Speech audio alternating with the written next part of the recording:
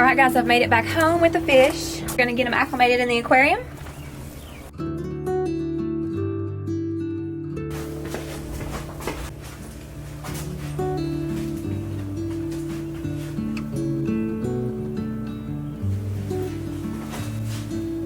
Y'all, I got some little mystery snails. I've got like 3 different colors. I'm gonna try to breed these because I really got them to breed really good in the greenhouse, and they hatch a lot of eggs. We've been acclimating for a while. This is an opaline Grommy. It's a blue Grommy or 3-spot Grommy. Sometimes people call them different names, but very pretty. I noticed it right away in the aquatic store, and is really blue. The coloring may be diluted for a little while until the stressor goes away of being in a new tank, but I'm so excited. So let's release him.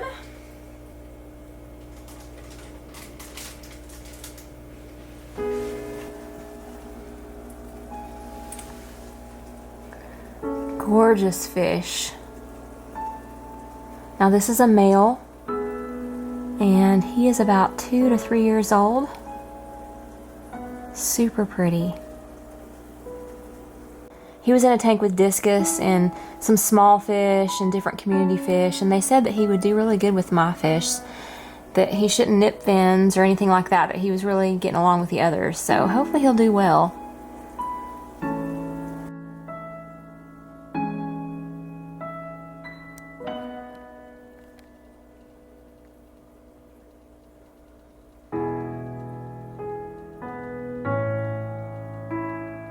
Alright, so the snails haven't moved. Not sure on these. Maybe they're just a little stressed from the move. I don't know. Asleep? We'll check back in a little while on those. Good afternoon. I'm back down at the greenhouse. We had some crazy storms roll through here. High winds. They were saying like 75 miles an hour. I don't know if we actually had them that high here, but they were pretty hairy there for just a bit. We didn't have any type of damage though, thank goodness. I think my neighbor's had a little fence back in his backyard and it blew over. But no trees down, no limbs or anything like that, so that's good. So I want to show you guys my tulips. They have started blooming, and one of them is really odd. Let's go look at them.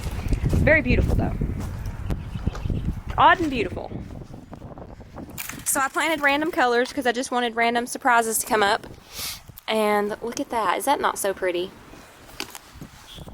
Zoom in here just a little bit. Oh, gorgeous. Just lovely. Now those are going to open right there. And I'm noticing some of them are like right at ground level. And this is my first year with tulips, so I don't know. Is this normal? Let me show you guys the ones over here. Gonna have blooms, not any yet. We've had some super weird weather, so I don't know if that's caused it or it's something different. Look at these. They're like right on the ground. Really weird. And my husband's like, well, maybe you planted them too deep in the ground. But honestly, I just made a trough down through here and they were all the same distance. So I don't know. I've got those right there that are tall. And then look at this one. Is that not just beautiful? So gorgeous.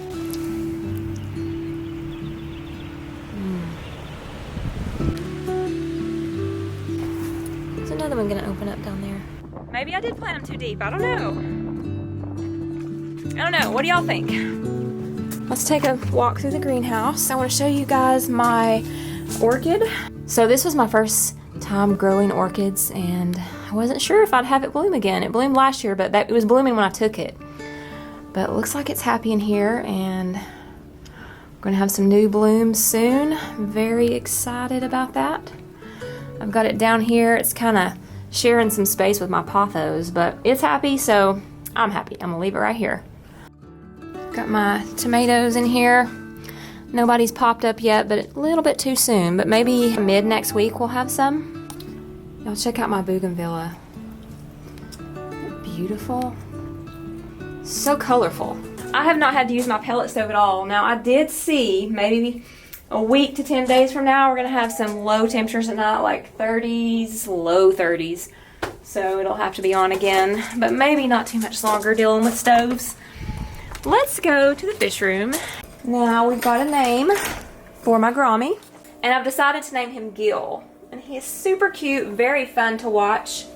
He is an opaline Grommy. I have done a little bit more research on him last night. Some people call them blue Grommies or 3-spot. As you can see, the spots on him. And they say that they can be a little territorial, and as far as Grommies go, they can be kind of more of the aggressive Grommy. I think if you want one that's not as aggressive, like the golden Grommy or pearl Grommy, but I got him from a local aquatic place, and they said that he's been in there with some community fish, and he was very docile, and I found that to be true. Now, if he was going to have any issues in here, of course I would move fish to another tank and we would get him out of here, but he's doing really good in here. He's a tropical fish, come from like Southeast Asia kind of region, and they kind of like slow moving water. Now, I had some people asking about him being in with the goldfish as far as like water temperature.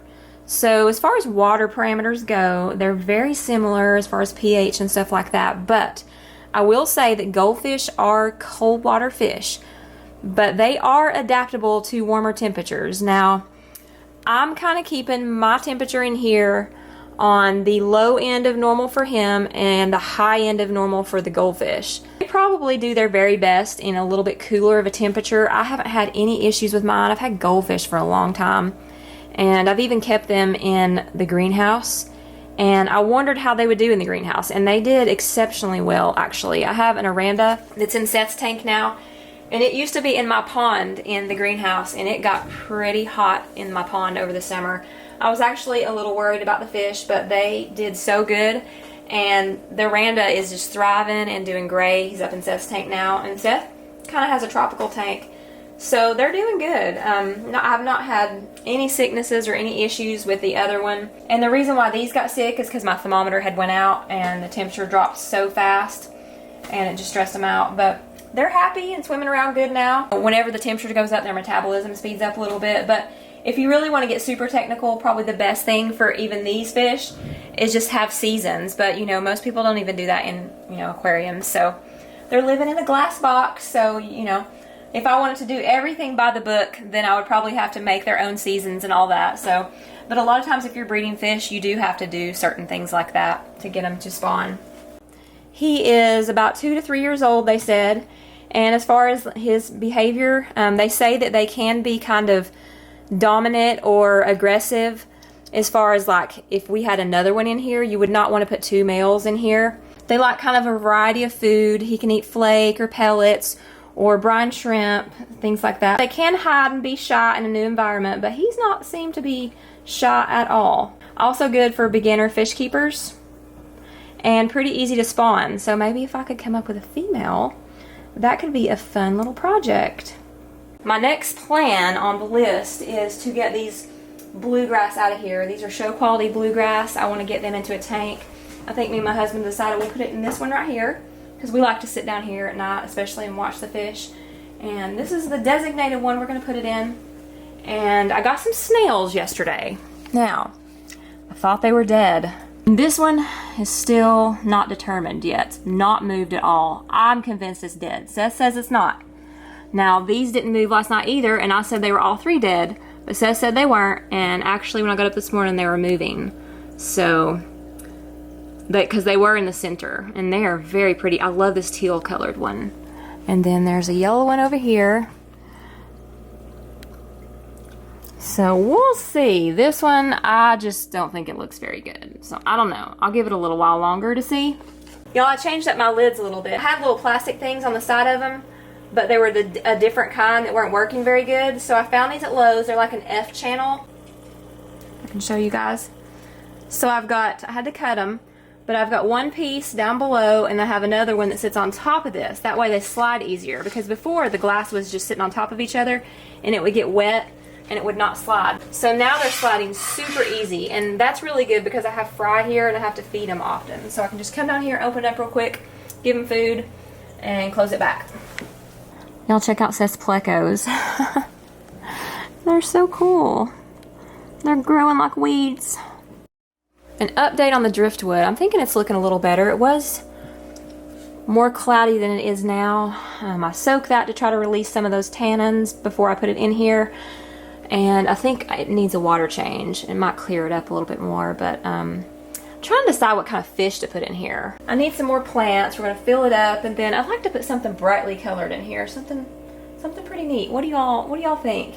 Give me some ideas in the comments of what you guys would like to see in here, because I really want something colorful and pretty. Y'all, I also got me a garbage can to do water changes in. A nice heavy duty one with wheels. So basically I can just on water change day, roll it all the way down the room, take it out, dump the water, use it for whatever. Making things easy in the fish room is always going to be a benefit because it just makes things go more fluid. You can get done quicker. You're not dreading it when you don't have the right supplies. So yeah, I'm going to go ahead and do a water change in this tank to see if we can kind of clear up some of this cloudiness.